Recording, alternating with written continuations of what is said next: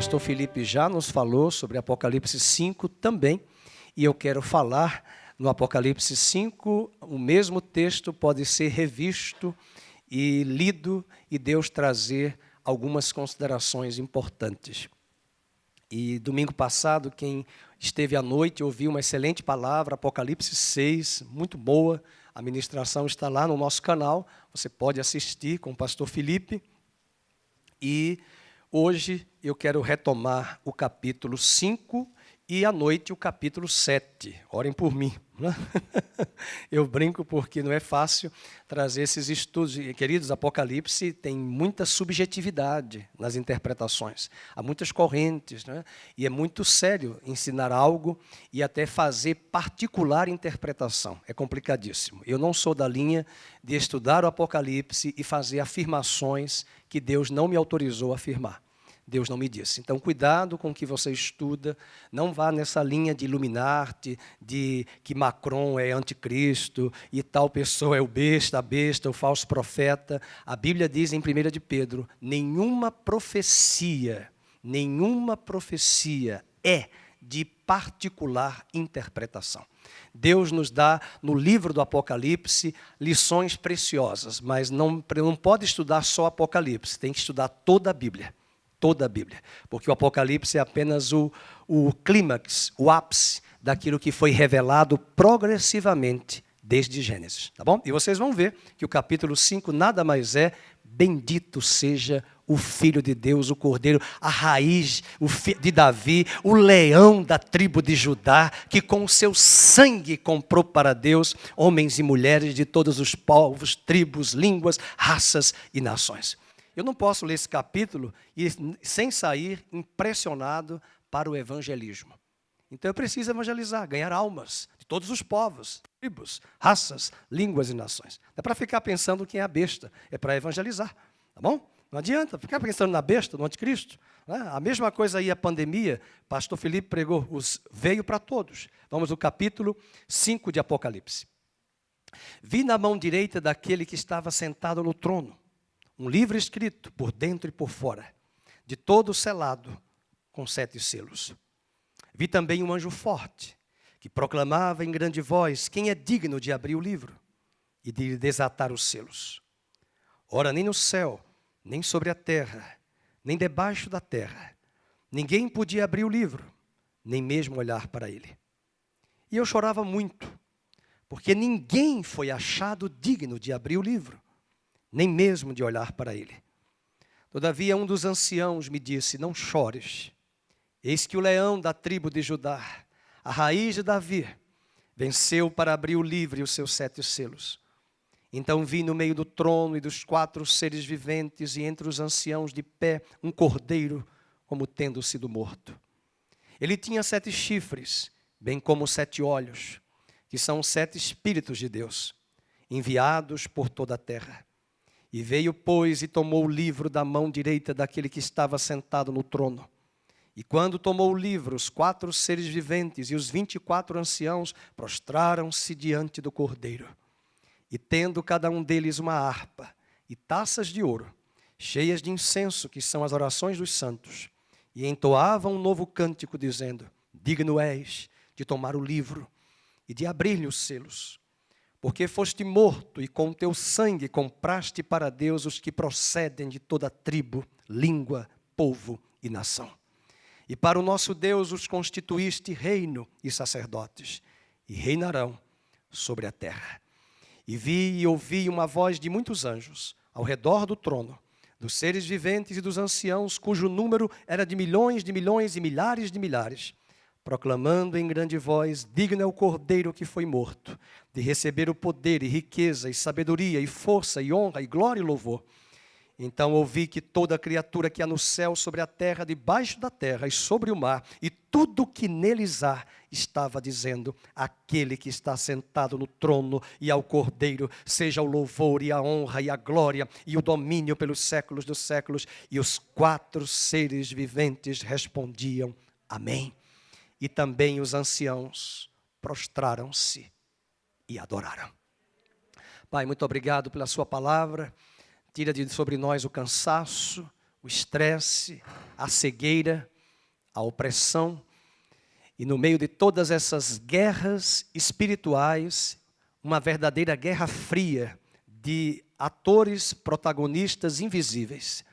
Que o Senhor nos ajude e que o Senhor batalhe por nós as guerras que não são mais nossas, são tuas. E que no meio de todas essas querelas e batalhas, faz a tua igreja mais que vencedora em Cristo Jesus.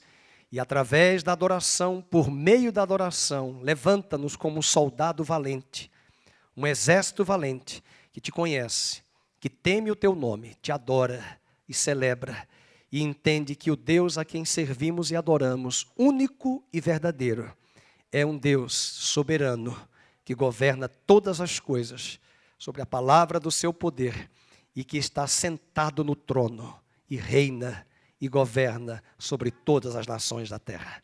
Em nome do teu Filho Jesus oramos. Amém. Você pode sentar.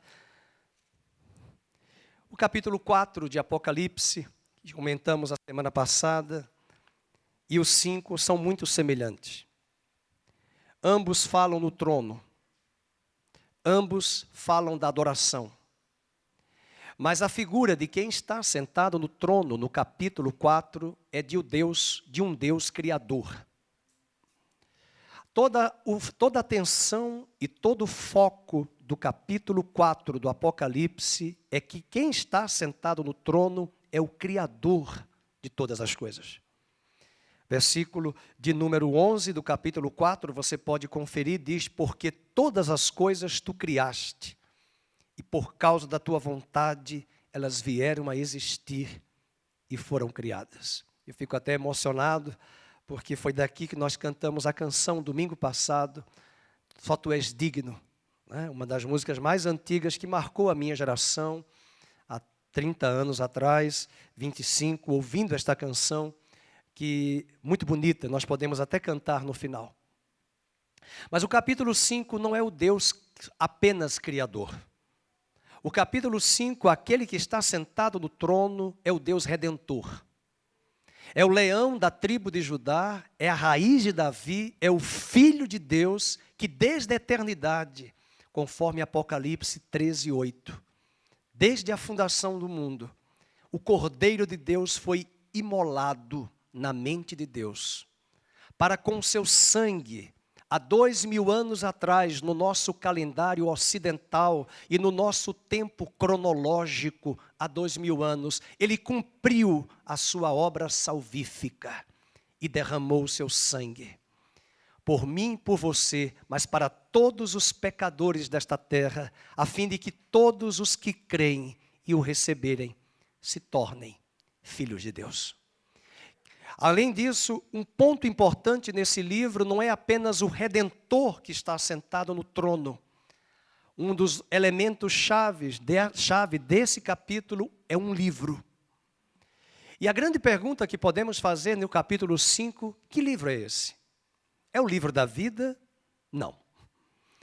O livro da vida ele é citado no livro do Apocalipse, já estudamos nas igrejas do Apocalipse, quando ele diz ao vencedor, de maneira alguma, eu riscarei o nome do livro da vida. Mas esse livro, possivelmente, segundo os comentaristas do Apocalipse, os grandes comentaristas, chegam a um consenso, é o livro da nossa redenção. É a história da humanidade. Este livro está selado, o pastor, chamei o pastor Felipe de apóstolo, né? O pastor Felipe nos pregou falando que Jesus vai desatar os selos. Jesus vai tirar os selos e abrir o livro e desatar o livro dos selos e trazer a aplicação desses selos sobre a terra, sobre as nações. E João olha para aquele livro e ele chora. E alguém tem que dizer para ele, não chore, porque o leão da tribo de Judá, ele venceu, ele pagou o preço, ele pagou a dívida e ele pode abrir o livro. Por que somente ele pode abrir o livro? Por que Abraão não podia abrir? Por que Davi não podia abrir? Por que Rebeca, Sara, Maria, João, Paulo que já tinha morrido nessa ocasião, por que nenhum destes homens podiam abrir o livro? Porque nenhum destes homens tinha a natureza de filhos de Deus, que Cristo somente Ele tinha, e que entregou essa natureza a nós após a sua ressurreição. E todos estes homens que eu mencionei, iguais a mim e a você, todos estes homens, todos nós, nascemos de uma mulher, mas todos nós viemos de uma mesma matriz, a natureza adâmica. E Jesus entra na terra legalmente.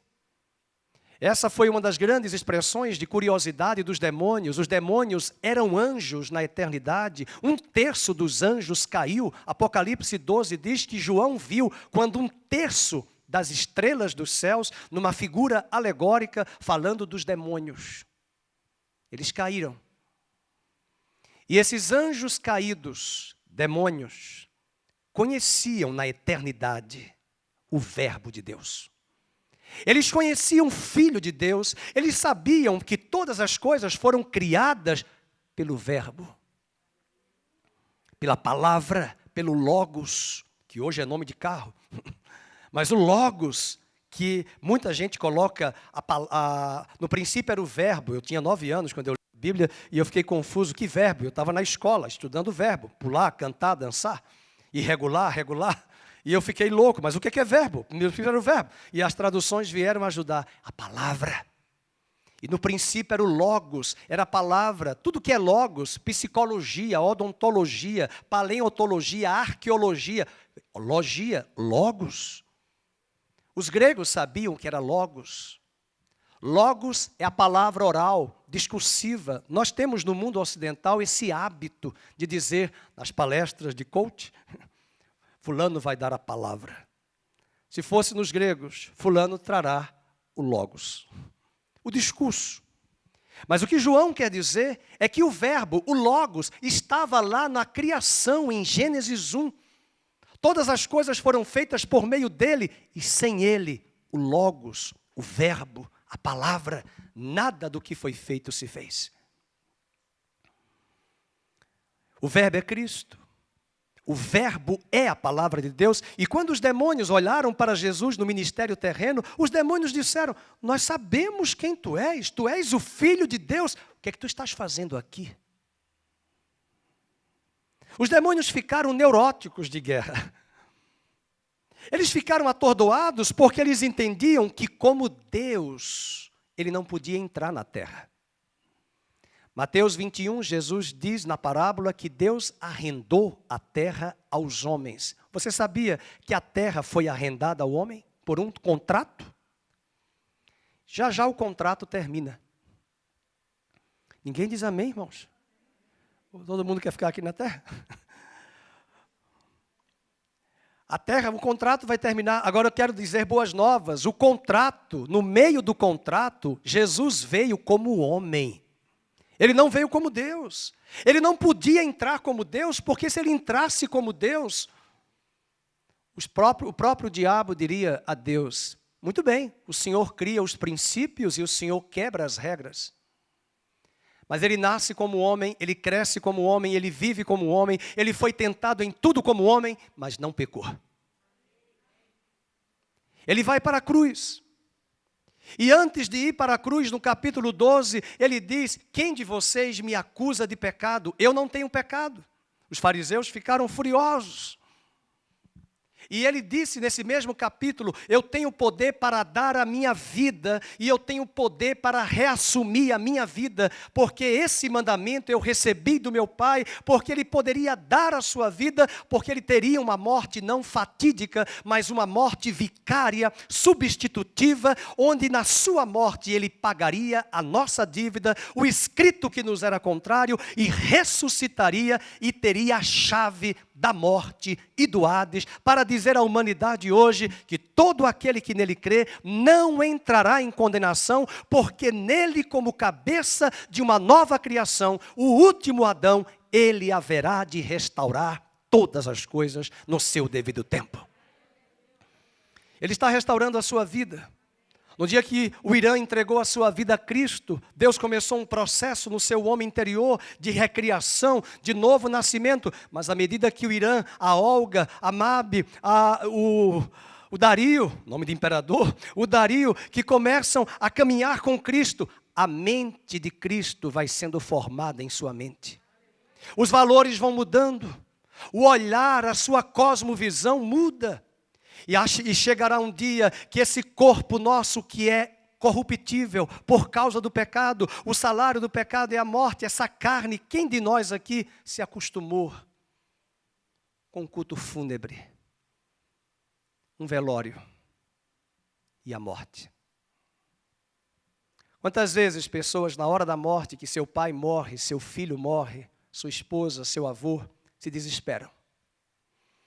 A morte não foi projeto de Deus. A morte física também não é a pior. A morte eterna é a pior. A palavra morte em hebraico, os judeus assimilam muito melhor do que nós. Porque morte em hebraico é separação. E na verdade, quando alguém morre, ela é separada fisicamente do seu corpo, o espírito separa do corpo. Mas triste coisa é morrer fisicamente e enfrentar ainda a segunda morte, a morte eterna. Por isso que João diz no capítulo 5, 24, Jesus falando: em verdade vos digo que todo aquele que ouve a minha palavra e crê naquele que me enviou tem a vida eterna, não entrará em condenação, mas passou da morte para a vida. E como o nosso foco aqui é que ninguém foi encontrado na terra digno de abrir o livro, João se desespera, João procura e olha para os heróis da fé do Velho Testamento, quem é digno de abrir o livro? Quem é digno?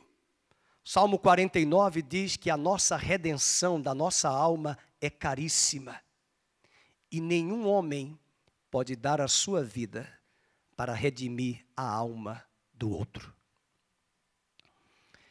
É interessante verificar que até o século 21, todos os anos no calendário gregoriano ocidental que nós temos, quando nós celebramos a Páscoa, acontece nas Filipinas, na região da Indonésia. Na mesma data, no mesmo dia, Semana Santa, homens se autoflagelam e se autocrucificam na cruz. Ali se colocam na cruz, amarrados, alguns até com pregos, e eles creem que tal prática eles conseguirão obter o perdão de Deus para os seus filhos e para a sua família. Mas o salmista disse que nenhum homem poderia dar a sua vida para redimir a de outro. E aqui nós aprendemos nesse livro, nesse capítulo 5, em termos de ele chorava muito, verso 4, leiam comigo, eu chorava muito, porque ninguém foi achado digno de abrir. Eu não poderia abrir esse livro, Abraão não poderia. Abraão falhou, embora ele é o pai da fé. Davi falhou, Moisés falhou. Paulo também teve suas falhas. Eu não estou falando, irmãos, de falhas contínuas, permanentes, pecados, viver na prática do pecado, não é isso. O próprio Moisés, ele foi salvo, mas ele não entrou na terra prometida. Por quê? Porque ele feriu a rocha quando era para ter falado na segunda vez. E Deus permitiu que Moisés não entrasse mesmo na terra prometida, porque Deus queria mostrar alegoricamente que o velho Adão não herdará a terra prometida. É o novo homem em Cristo que herdará a plenitude da promessa. João chora. E o anjo fala para ele, um dos anciãos diz para ele, verso 5, não chore, porque o leão da tribo de Judá, o leão que foi prometido lá em Gênesis 49, 8 a 11, quando Jacó estava velho, avançado em idade, chama seus filhos, um deles é Judá, e ele põe a mão na cabeça de Judá. Nós viemos de uma geração que a gente pedia a bênção ao pai. Hoje o filho vai embora, não pede bênção, coisa nenhuma. Ah, nem aí. Eu chego na minha cidade lá no interior, os meus sobrinhos, a bênção tio, eu até acho estranho. A bênção tio, porque eu cresci pedindo bênção. Eu só podia sentar-se à mesa quando meu tio se sentasse à mesa. E para sair da mesa, a mesma coisa, não sai da mesa. Só quando ele sair ou com autorização dele. Licença, posso sair? Não, hoje ela vai logo com um prato para televisão. Netflix. Não, é assim. É a geração de hoje. Fazia tempo que eu não saía daqui, do púlpito, amarrado no púlpito. Mas é sério, isso me incomoda. E eu chego no Nordeste, lá no interior, vou visitar meus sobrinhos. A bênção, tio, a bênção, tio, a bênção, a bênção. Jacó dá a bênção e diz: Judá, tu és leãozinho. O cetro não se arredará de Judá, até que venha o enviado ungido. E ele amarrará o seu jumentinho à presa, e a filha e a jumenta mãe ao lado do jumentinho, até que venha Siló, e a ele os povos obedecerão. Os povos obedecerão. Eu vou dizer novamente: os povos obedecerão. É uma profecia de Gênesis 49. É dali que está afirmando que Jesus é o leão da tribo de Judá. E os povos que nós cantamos hoje de manhã obedecerão o Messias. Aleluia! João está dizendo, o ancião está dizendo para João: não chore. Não está nada perdido. Deus que está assentado no trono é o soberano. Ele tem o controle da história. Todas as nações da terra para ele são como uma gota d'água dentro de um balde. O Deus nosso é soberano, é Senhor dos céus e da terra. Ele controla todas as coisas pela palavra do seu poder. Atos 17, Paulo prega em Atenas, a cidade mais culta daquela época, centro da cultura ateniense ali, da filosofia de Platão, de Sócrates, de Aristóteles, e é naquele lugar que Paulo diz: de um só homem ele fez toda a raça humana para que povoassem a terra e previamente estabeleceu os limites geográficos de cada país, de cada povo. E esse Deus que criou todas as coisas e que previamente estabeleceu até os limites e as datas que as nações surgiriam, enviou o seu Filho para salvar a humanidade. O que o ancião está afirmando para João no livro do Apocalipse: nenhum homem consegue abrir, mas nós temos um homem aqui nesta terra. Nós temos um homem no céu que está à direita de Deus Pai, que pagou o preço, que cancelou a dívida que nos era contrária, e Ele está sentado no trono. É o Senhor da história, é o Senhor do universo. Sua vida está nas mãos do Senhor. Essa pandemia que veio nos deixou a todos vulneráveis, não apenas as nações, mas também a igreja. Cuidado com esse nariz empinado de dizer: não, crente não morre disso. Morre, adoece. Cuidado com essas afirmações perigosas de que está com câncer, é pecado.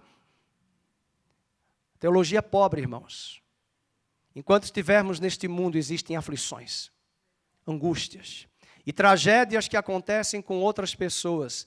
Deveriam servir de espelho para nós, para que nós venhamos a mudar de vida. Quando eu vejo alguém que morre num acidente trágico com 20 anos, a primeira pergunta que eu faço é trazer para mim: e se eu morrer hoje? Eu vou prestar contas a Deus. Se eu morrer hoje, para onde eu vou? Eu não posso me confiar porque sou pastor, porque sou crente há muitos anos, como está a minha vida. Quem estava lá em Beirute, no Líbano, na hora daquela explosão, não deu tempo de acertar a sua vida com Deus em segundos. Pessoas que morrem de infarto. Então, quando alguém tem uma tragédia, não comece a especular. Por que Deus permitiu esse jovem morrer tão cedo? E se você partir hoje? O leão de Judá está sentado no trono. 3 aspectos que eu quero trabalhar sobre esse capítulo 5. Primeiro, o Deus que está no trono do universo tem um propósito para a história. O Deus que está no trono do universo tem um propósito para a história. Verso 1, e tinha na mão direita daquele que estava sentado no trono um livro escrito por dentro e por fora, e de todo selado com 7 selos. Quando Steve Jobs morreu, eu fiquei a pensar, quando ele chegou lá, um dos fundadores da Apple, ele já tinha criado aquela tela touchscreen, que você toca na tela e dança na tela.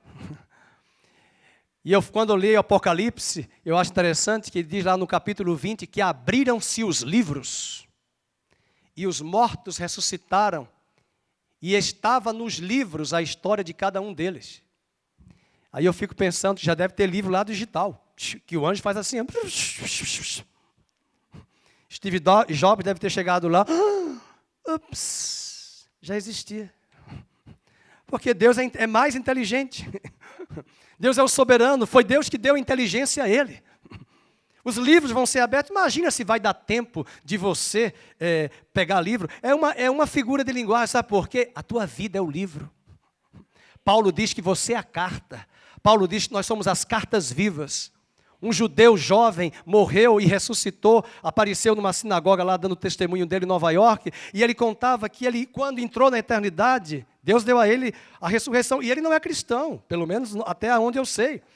Nós comentamos esse testemunho, ele viu naquela experiência, ele sentiu no seu espírito de que estava sendo lido. E ele olhou para ele e disse algo que a gente precisa entender isso. Só quem conhece a Bíblia vai lembrar. Ele disse, eu me sinto nu, despido. E ele olhou para pessoas naquele momento, naquela dimensão e disse, nossa, que vestes lindas, brancas. Eu não tenho essa veste. Estou nu. Na hora que eu vi esse testemunho desse judeu na sinagoga, eu me lembrei do que Paulo disse em Coríntios, que naquele dia oremos para que não sejamos achados despidos, mas vestidos da justiça de Cristo. Isso é muito importante. Alguém poderá dizer, o pastor acredita nesses testemunhos? Se você não acredita, não tem problema. Mas a Bíblia diz, para que você não seja achado despido. Então o Deus soberano, que é o Senhor da história, é o Senhor soberano na sua vida, na sua história, na história do Brasil, na história das nações, na história da sua família. A última palavra vem dele. O livro, agora o segundo aspecto que aprendemos aqui é que aquele que é digno, procurado, ninguém tem a capacidade de desvendar, nem de conduzir a história à sua consumação. Em 1984, um livro que foi um best-seller no mundo inteiro, quando ainda acontecia a Guerra Fria, foi um livro chamado por um grande autor chamado O Fim da História. Vale a pena ler esse livro. É um livro difícil, é um livro muito acadêmico, mas é o fim da história, ou seja, é o fim das metas narrativas. Em algum momento, é o que nós contemplamos hoje, direita e esquerda não oferecem soluções para nenhum país. A mídia está totalmente dividida. A medicina está totalmente confusa. As narrativas que existem, elas não conseguem mostrar em qualquer área. Existem interesses humanos, interesses pessoais, interesses de multinacionais, tudo, as vacinas que o digam.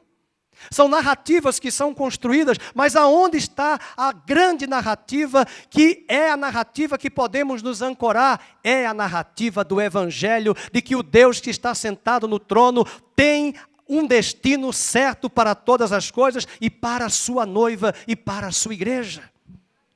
Baseada e pautada na verdade. Não é a verdade subjetiva, mas é a verdade da sua palavra. E nós estamos confusos. Não adianta as autoridades falarem isso e aquilo, porque as pessoas não aguentam mais. Não adianta debater política, direita e esquerda, porque o que vale é que sejam pessoas públicas que pensem no bem-estar da sociedade e não para interesses. É por isso que está acontecendo o quê? Um desgaste, um desencantamento total no planeta, na humanidade, e isso é bom. Porque quando nós nos desencantarmos diante dos encantamentos que nós nos ancoramos, nós vamos se desencantar, mas não é para entrar em depressão. Como dizia o grande pai do existencialismo na psicanálise e na psicologia, Sartre, que dizia que o inferno eram os outros. Para ele o inferno é a Bia. O inferno é o Fernando. Sartre foi chamado o pai do existencialismo. Ele levou enxergando a humanidade como uma depressão, uma crise. Mas isso é o caos. Mas é nessa crise que nós podemos elevar os nossos olhos para os montes e de onde virá o nosso socorro. O nosso socorro vem do Senhor do céu e da terra, que criou os céus e a terra. Ele é o Senhor da história. Até mesmo na Segunda Guerra Mundial, durante o Holocausto, judeus que foram retidos na Rússia, um dos czares da Rússia, tentaram reter e segurar os judeus, e eles liberaram os judeus. E quando eles liberaram os judeus da Rússia, não sabiam eles que a profecia de Isaías já tinha sido dita, diga ao norte, com N maiúsculo. Você pega Jerusalém e vai para o norte, é Moscou, em linha reta. E diga ao norte, solte os meus filhos, não retenha, e eles serão levados em asas de águia, prateados. Um rabino interpretou a profecia, um pássaro de prata prateado. Olha só, não tinha nem avião quando o rabino explicou isso.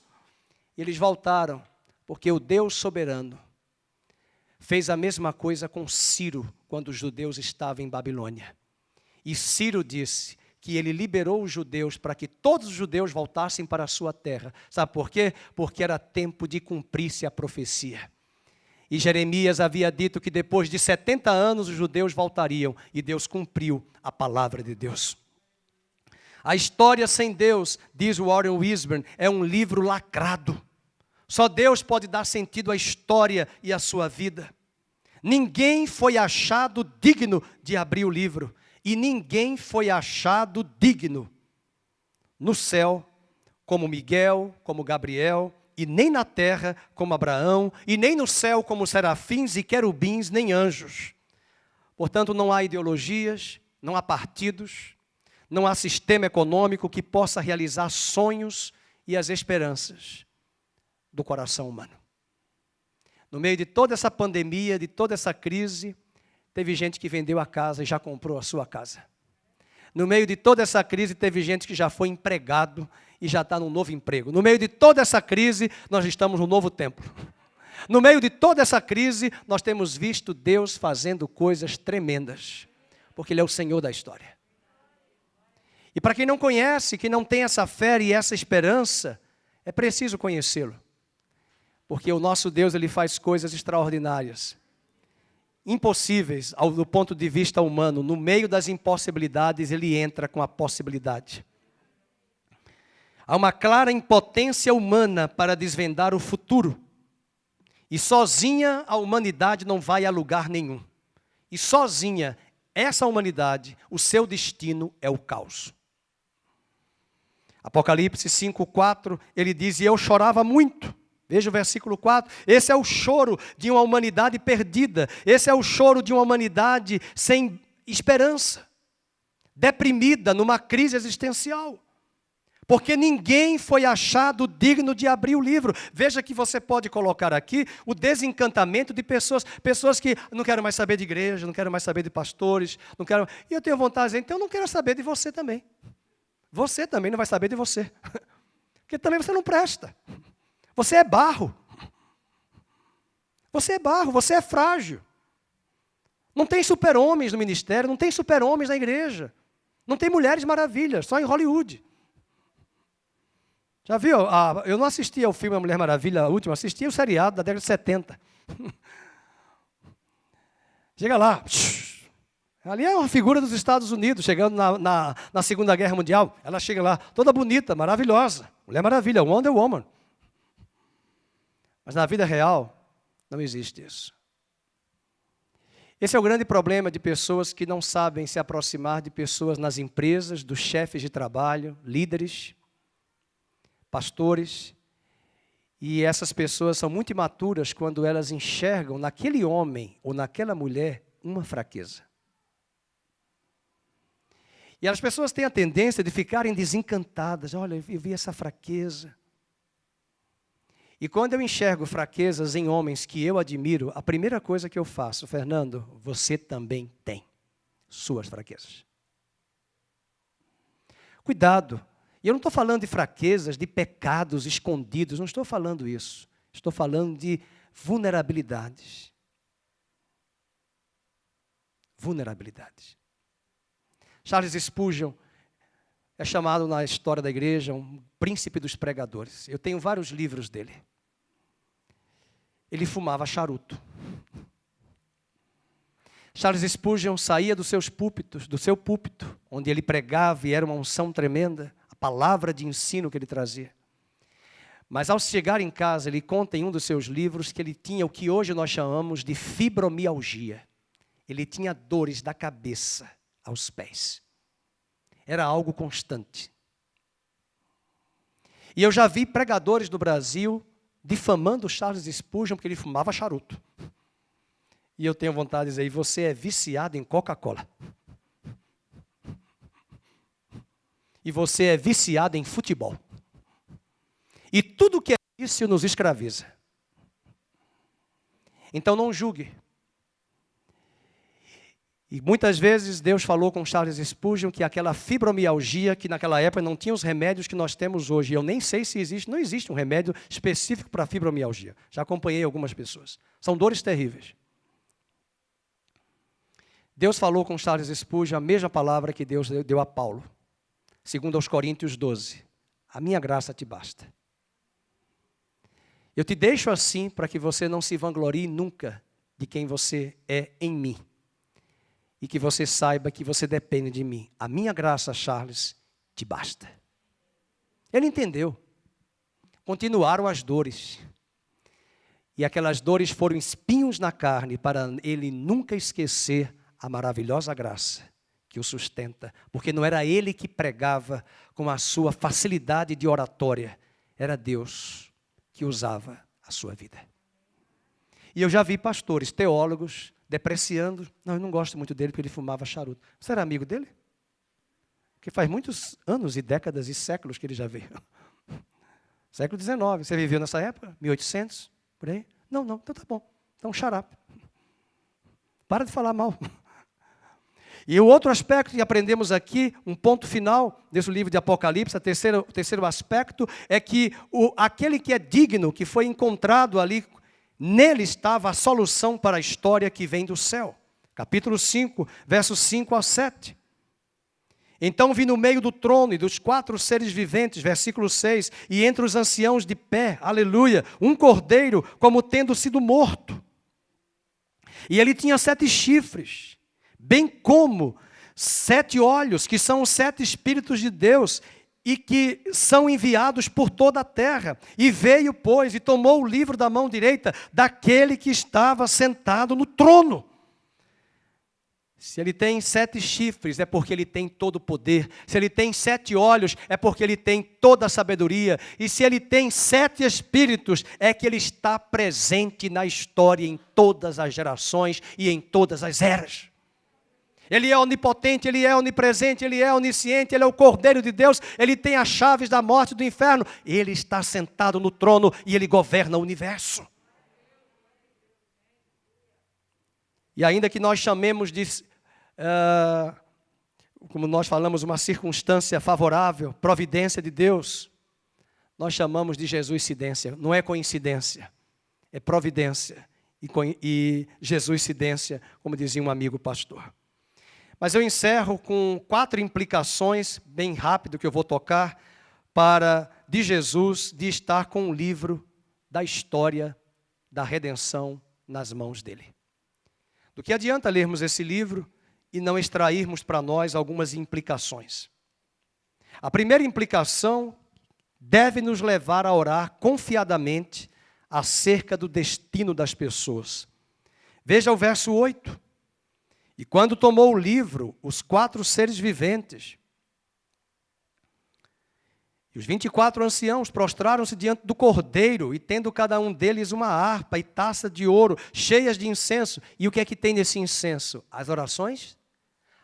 Então os santos vão orar. E se de fato nós somos pessoas que estamos aprendendo aqui hoje, quem é esse que está sentado no trono? Esse que está sentado no trono nos leva a orarmos mais, a intercedermos, para que vidas sejam salvas, porque Ele já pagou o preço, a dívida já foi paga, mas o Evangelho tem que ser anunciado, tem que ser pregado, tem que ser levado. Como ouvirão se não há quem pregue? E como pregarão se não forem enviados? E como serão enviados se não há alguém que envie e sustente? Então, essa implicação primeira é que nós devemos orar confiadamente acerca do destino. Você está aqui, deixou seu marido em casa, a Alessandra, amiga da Patrícia, está em casa agora enferma, mas enquanto nós estamos aqui, Deus está trabalhando pelo pai do Irã, seu Irã, lá em Campo Grande, pela Patrícia, lá pelo filho da Silvia, que nos pediu oração. Deus está trabalhando. Nós oramos e Deus está se movimentando, movendo as águas. As orações fazem todo sentido. E orar, cá entre nós, é falar com quem está com o livro da história nas mãos. Segunda implicação é que deve levar-nos à evangelização fervorosa. Veja o verso 9. E entoava um novo cântico dizendo: digno é de tomar o livro e de abrir-lhe os selos, porque foste morto e com teu sangue compraste para Deus. Quem? Nós cantamos hoje de manhã. Os que procedem. Todos, de toda a tribo, língua, povo e nação. Todos os povos estão aqui elencados. Olhar para esse trono, olhar para aquele que está sentado no trono como Redentor, é também implicar em nós uma vida fervorosa para oração e evangelismo. Vamos evangelizar, vamos aproveitar a pandemia e falar do amor de Deus para as pessoas. Não vamos condená-las, não vamos reprová-las, o próprio pecado já nos reprova. Vamos evangelizar.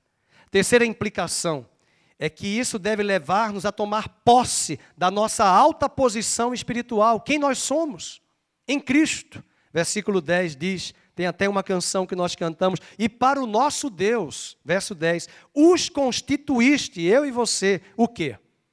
Reino e sacerdotes. Então, olhar para esse que está no trono, sentado, é olhar para um Redentor que nos constituiu reis e sacerdotes, que nos convida para orarmos mais e que nos convida para evangelizarmos mais. E a quarta e última implicação é que isso deve levar-nos a dedicar tudo o que somos e tudo o que temos ao Cordeiro de Deus. Capítulo 5, verso 11 e 12, e vi e ouvi uma voz de muitos anjos ao redor do trono, dos seres viventes e dos anciãos, cujo número era de milhões e milhares de milhares, proclamando em grande voz, digno, vamos ler juntos? É o Cordeiro, que foi morto e receber o poder, riqueza e sabedoria e força, e honra e glória, louvor. E assim como os 24 anciãos que nós ouvimos domingo de manhã, depositaram suas coroas e entregaram para Deus a honra e a glória, que tal entregarmos tudo o que temos e somos, de talentos, de dons? Eu vejo tanta gente boa aí nas empresas, eu vejo tanta gente boa na televisão, eu vejo tanta gente boa como radialista, tanta gente boa, mas que não conhece a Deus. Eu fico a pensar como essa voz, nesse programa de rádio que eu escuto, está difícil encontrar hoje programas para assistir, mas que voz, Senhor, usa essa voz para o teu evangelho.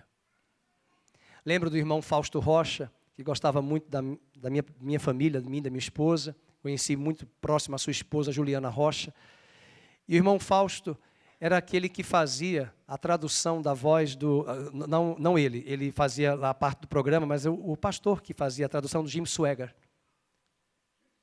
Não, eu sei, mas não era o irmão Fausto, era o outro, pastor lá da Presbiteriana, que veio para Nazareno. Pastor Neco, não era ele que fazia? Era ele que fazia. Pastor, o Fausto também acompanhava os programas, ele me compartilhava. Mas que privilégio, enquanto o pastor Jim Swagger pregava em inglês, o pastor aqui, que hoje é da igreja do Nazareno, ele era presbiteriano, pastor Neco Simões, era a voz traduzida do Jimmy Swagger no Brasil. E o irmão Fausto dizia, o irmão Fausto era um radialista, trabalhou com rádio, fez jornalismo. uma voz possante, poderosa, dedicada para o Evangelho também.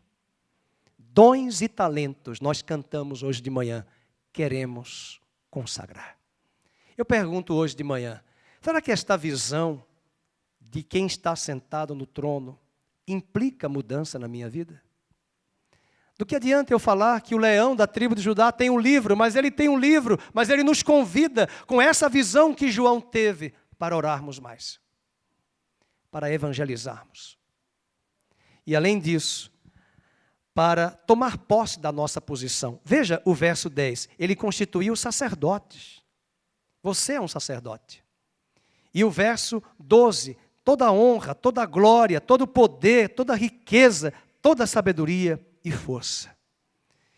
Meus irmãos, eu vejo tantos eventos aí fora, bem elaborados, né, para shows, mega shows de Madonna, shows assim de Rock in Rio, são muito bem preparados. E eu fico a pensar se um desses homens um dia ousasse fazer uma cruzada evangelística, transmitida ao vivo pelas melhores emissoras de TV do mundo em todas as nações. O impacto que isso terá de alcance. Eu fico a pensar estas pessoas quando entrarem na eternidade. E quando eu estou pensando nelas, eu também estou pensando em mim. E Deus já há de perguntar a mim, Fernando, você podia ter feito mais. Você podia ter feito mais. Não estou pensando em grandes coisas.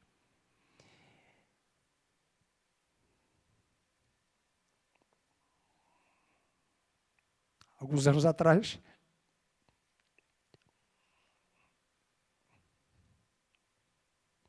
estava de férias. E um aluno da universidade que sempre conversava comigo, muito cabisbaixo. E ele sempre tirava notas excelentes, fazia direito. Um aluno muito sério. E nesse dia da prova eu vi que eu não podia conversar com ele, porque eu estava aplicando prova. Ele chorava muito. Que pena que eu não tive a capacidade de pegar o telefone dele. Uma semana depois, a secretária do curso me disse, professor Fernando, fulano se matou. Porque estamos filmando ao vivo, não vou entrar em detalhes, mas era algo muito profundo que ele estava enfrentando. Ele arrancou a sua vida. Eu confesso que eu perdi o chão. Naquela hora eu pensei, para onde ele foi? E eu que conversava tanto com ele sobre alguns assuntos que ele se abria, que ele era muito introspectivo, eu que tinha que puxar assunto. Ele gostava muito de mim, mas nesse dia a tristeza estava instalada. Uma crise conjugal, um problema sério que ele enfrentou, levou ele a tomar um revólver e atirar sobre si mesmo. Quando eu ouço essas histórias, eu não me deixo impressionar porque sou pastor. Deus também me levantou para ser um evangelista pessoal. Aproveitar as oportunidades. Enxergar que aonde eu estou, seja professor, seja cozinheiro, seja executivo, seja CEO, seja lavador de banheiros do Banco Itaú, eu estou ali como ministro do Evangelho. E olhando para cada vida que é preciosa aos olhos de Deus, para cada vida, eu tenho que enxergar como esta vida entrará na perspectiva da eternidade. E quando eu olho para essas cenas e eu fico comovido, é porque quando aquele rico, e ele não foi para o Hades porque ele era rico, porque ricos também podem entrar no reino de Deus se converterem como também pobre, que é arrogante e soberbo também às vezes. Mas aquele rico foi para o Hades e a primeira coisa que ele se preocupou, pai Abraão, pede para alguém falar para a minha família, para que não venham para onde eu estou. Ele entra na dimensão da eternidade e ele entendeu que tudo que ele construiu, nada valia. Porque as motivações foram erradas. E ele, na terra, desprezava aquele Lázaro pobre. Não é o Lázaro, irmão de Marta, é outro Lázaro. E estas cenas são tão presentes na narrativa bíblica para mostrar quanto uma vida é preciosa. Que Deus tenha misericórdia. Eu não posso ficar embebecido com a visão do trono do Cordeiro sentado, inerte e parado nesta terra.